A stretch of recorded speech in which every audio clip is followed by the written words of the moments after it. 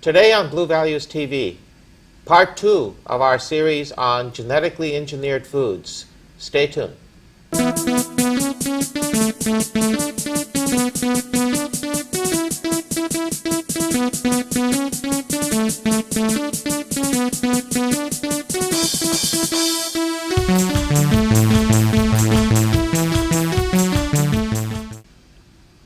Welcome to Blue Values TV, a production of the Blue Values Coalition.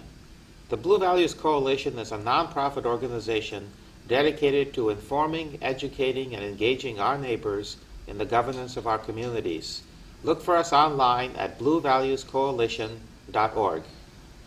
Our guest today is Kathleen Fury, and she's an activist with movements to label genetically engineered foods. We're going to talk about genetically engineered foods and genetically modified organisms, otherwise known as GMOs. Kathleen, it's wonderful to have you on the show. Thanks, Jack. Good to be here. Thank you so much for coming. So it sounds like if most of it is going for feed and other purposes, ingredients that show up in other foods, what about the foods that we buy directly, produce, for example, when we buy our vegetables in the markets and stuff?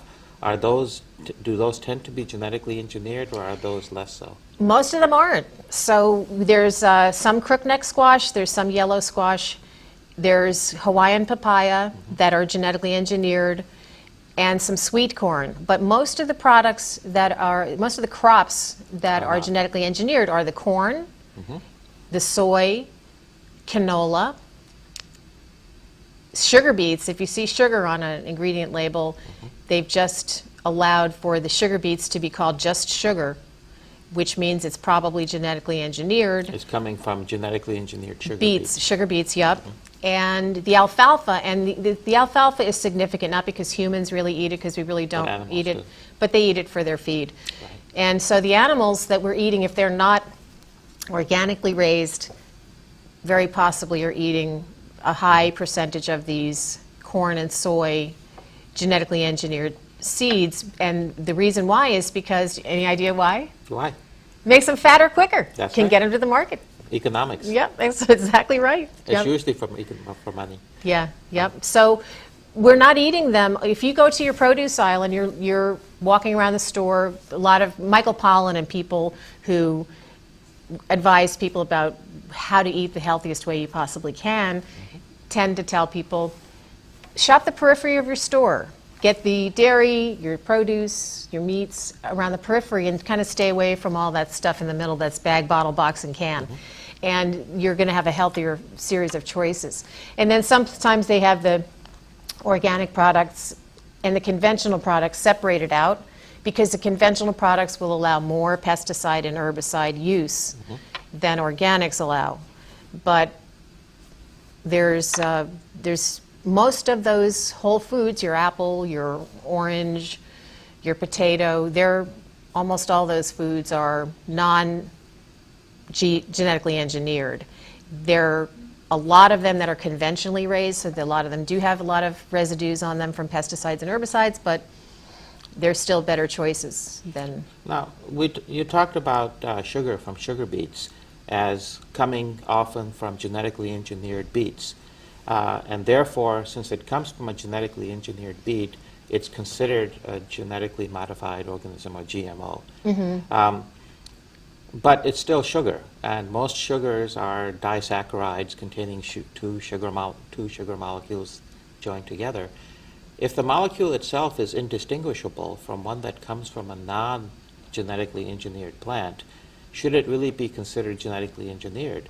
One can say the same thing about ascorbic acid, any other simple molecule that's coming from a genetically engineered source. Is there a problem with it coming from a genetically engineered source as long as you're dealing just with that particular chemical, if you will? I don't know. I'm not really sure, but I do think it should be identified so somebody can make the decision whether or not they would like to purchase that product. So that's really the main thing that I think is important, is to allow us to enjoy the same rights that 64 countries have already determined they want. And China is now really concerned because they don't really want to take in our wheat. They're worried about the Last year there was a big discovery of genetically engineered wheat growing in 6 states in the United States, right in our area, a little bit north of us. That is interesting because the test for genetically engineered wheat happened in 2004.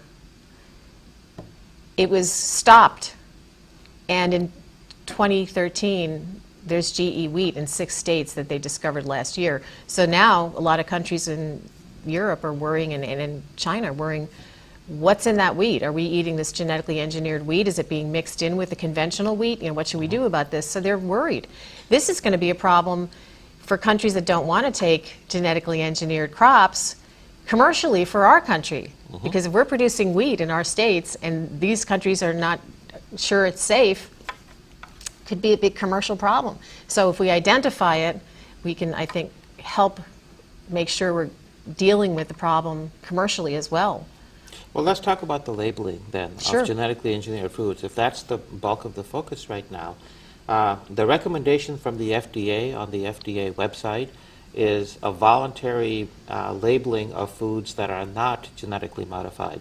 So the FDA is recommending right now that if companies or food producers want to label foods as non-GMO, there are some guidelines for that, but they can do that.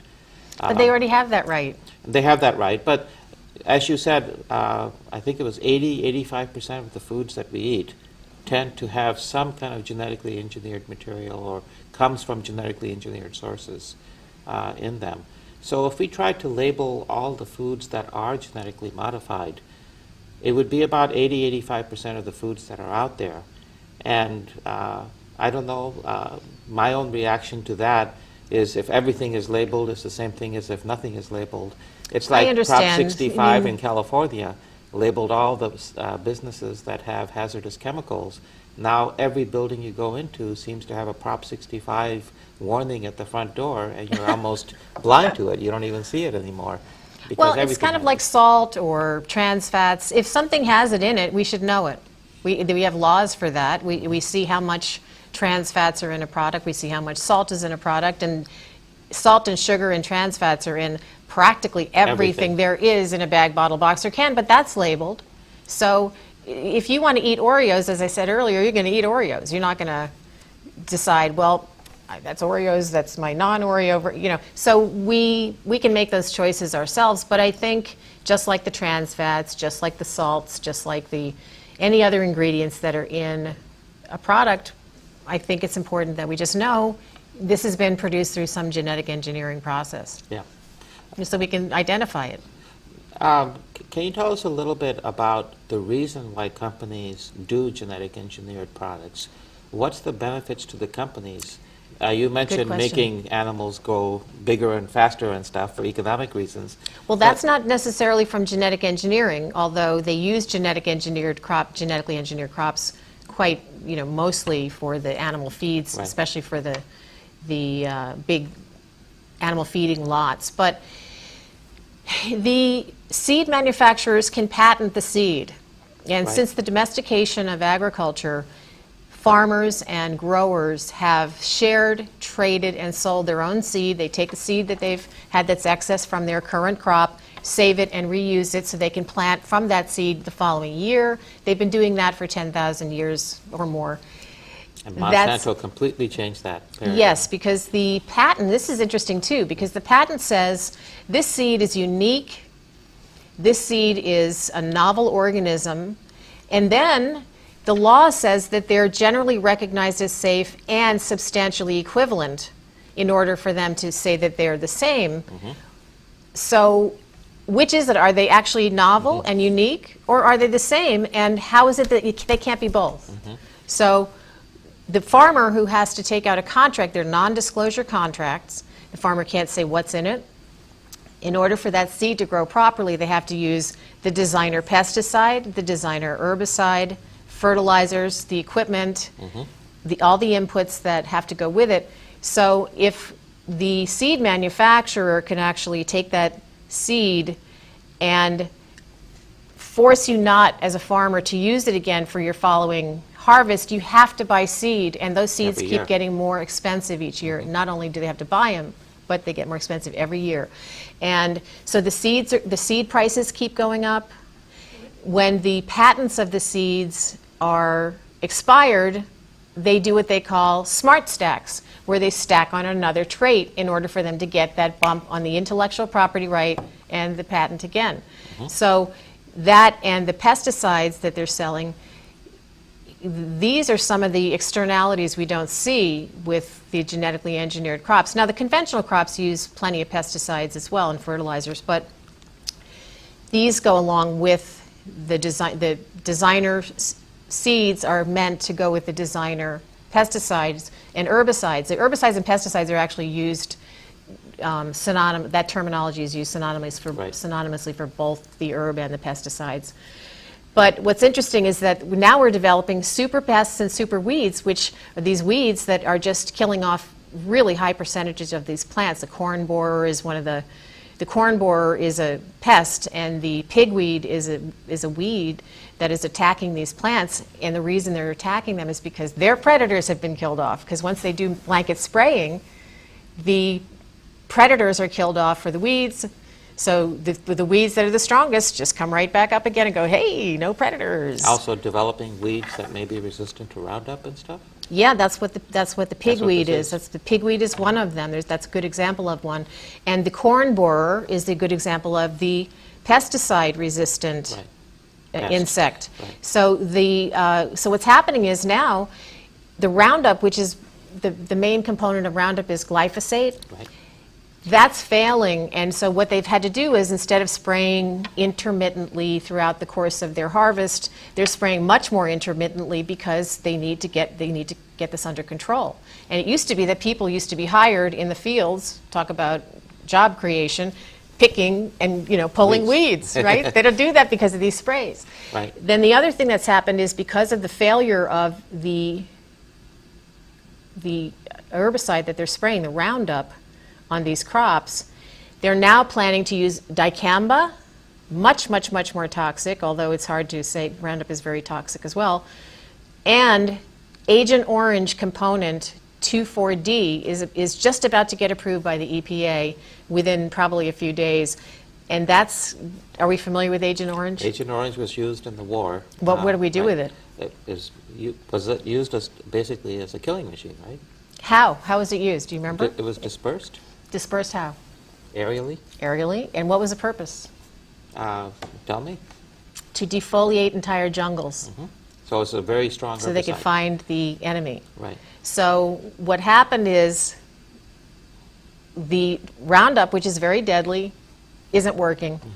So rather than us figuring out maybe we need to do something different because this isn't working and it's very toxic, we're planning, our government is about to allow this Agent Orange component 2,4-D to be now replacing, it's called Enlist is the new, instead of Roundup Ready, these products are going to be called Enlist. So they'll be genetically engineered to allow the genes that resist the 2,4-D to let the plant grow, and then when it's sprayed, just like the Vietnam sprays. Okay, but, the plant's okay, but the weeds are killed. Correct. Right. So now another thing that's really important but wait a about, second. can I just back up 1 second Sure. about the sprays and keep that thought for 1 second. When they spray these blanket sprays, so much of what they're trying to hit doesn't actually get hit. They're trying to hit the crops, but the ground gets hit, all the other things that are living get hit. So, and then it also washes off into the water supplies. So I wanted to mention that too, that it's not just hitting just the plants, where it's a targeted It goes into the water. poison. Right. And the air. But I want to distinguish a little bit. 2,4-D is a component of Agent Orange. It is not Agent Orange. It's about 50, it's a little over 50% of the components of Agent Orange. Okay, but So it's pretty significant But the component. properties that it has isn't exactly the same as Agent Orange. Well, it Agent would be- Orange is an herbicide, but it also has caused a bunch of other problems in people exposed to it. But that's not to say that 2,4-D has all of the same properties. In other words, just because something is a component of something doesn't mean that it is acting in exactly the same way. Well, if there's 3 generations out of deformed children, birth defected children, people who can't reproduce, reproductive failure, reproductive disorders, infertility, from people from Vietnam from that period, from the Vietnam vets that have come back from Vietnam from that period. I would lean towards not using a chemical that deadly on our food supply for everybody in this country to be exposed to. I think I'd go with something we would test and make sure is a little different from that somehow. I don't know. I mean, we have farm and biologists in research labs all over the United States. This would be a good thing to start looking into. And there's a lot of really good non-toxic ways to grow food. In fact, Olivier de Schutter from the United Nations has put out report after report after report for the last, since I first started studying this in 2009. I think the first report I read of his was in 2008. His conclusions constantly say small, diverse, not these monocropping fields of corn for 20 miles,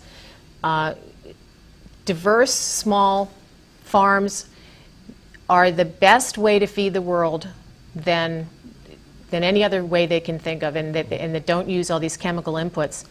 Well, what do you see as the objection from the food industry to those labels? I don't know. I mean, maybe it's just they think their profits are going to go away if they think people can identify one's genetically engineered and one isn't, and they perceive, I think they think that putting the label on is going to somehow be the equivalent of a cross and skull and crossbones on the packaging. But salt isn't a skull and crossbones unless you're, a diabetic, or so. Sugar, you just have to, sugar. You just have to choose for yourself. I mean, trans fats, if anybody who's anybody eating trans fats nowadays should really be crazy, not, re-examine your brain, because there's nothing good about the trans fats at all.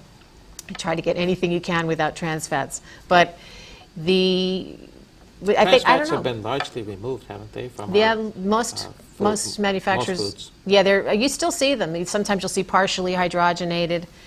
So, Right. but I don't know. I think they're afraid that it's going to cost farmers more. Maybe they think that more and more people are going to go towards organic and conventional crops and stop using the heavy inputs that are required with the genetically engineered crops. The farmers may move away from those crops because they're losing their market share.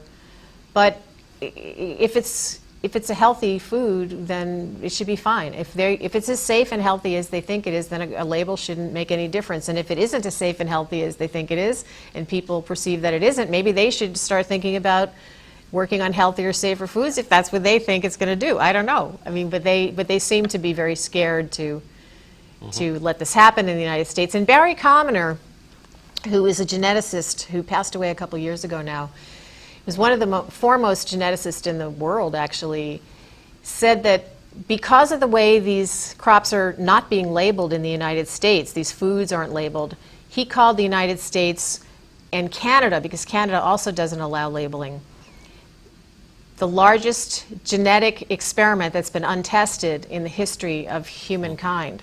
So he wasn't even against genetically engineered foods. He just thought this was something that we needed to test adequately, and he didn't think it was being tested adequately. So, do you think the labeling should offer some distinction between foods that may have a gene inserted into them from a different species, as opposed to foods that contain an ingredient that came from a genetically engineered source rather than from a natural source? that's actually a really good question. There was a soy bean that was genetically engineered with a Brazil nut gene in it. Soybean, Brazil nut gene was inserted into the DNA of that soy product. They were finding people were reacting to the soy. Allergic reactions. And they couldn't, yes, allergic reactions. They couldn't figure out what was wrong. And they realized that the people who were eating that soybean product were actually allergic to Brazil nuts, not the soy. Right. So we don't know how these express once they get inside an unrelated species, because if somebody engineered genes into my DNA from an unrelated species, how can it possibly be correctly inserted when it's not from my species. I've seen some information about that I particular mean, I'm sure there's study. ways, I'm sure they can study it and do it And, right. and there but- are some controversies about that too. It's not. But it's got to have unexpected consequences. It's got to have Doesn't have things. to, but it may. Well, another thing that I think is important to consider is that the BT version of the GE crops, the BT version of the genetically engineered, it could be the BT soy, corn, cotton, and BT, let's explain that for our viewers. okay, yeah, that's a good thing to explain. So BT is a naturally occurring pesticide in the soil. And what happens is as the plant is growing, it will naturally pull up whatever nutrients it needs in the soil to grow healthfully. And one of the things it pulls in is this naturally occurring pesticide so that the plant will be resistant to the pests. So the pests won't want to eat it because they're not attracted to that plant. And this BT comes from a particular species. It's called Bacillus thuringiensis. Right. So It's a bacteria. it's a bacteria that what they've done is they've taken genes from that bacteria and they've inserted it into the DNA of the corn, which then allows the corn to produce that BT in every single cell of that Right. plant. So every single cell of that plant is toxic to that to the pests. Right. So the problem with that is that, which we may not be aware of, is that the EPA has actually classified these BT crops as pesticides, but they have given them a different name, and they're deregulated, and they've been approved for eating, but they're actually classified by the EPA, if you look this up, as pesticides, and the way they describe them is, their terminology is PIP, capital P, capital I, capital P, plant incorporated protectants. So these are now what we're eating, and we think, well, we're not eating cotton. Well, we're eating cottonseed oil. Right. So when we're eating these crops and they're actually classified as pesticides, how can this be something that we don't regulate properly? They're deregulated. So. But so far, I believe that BT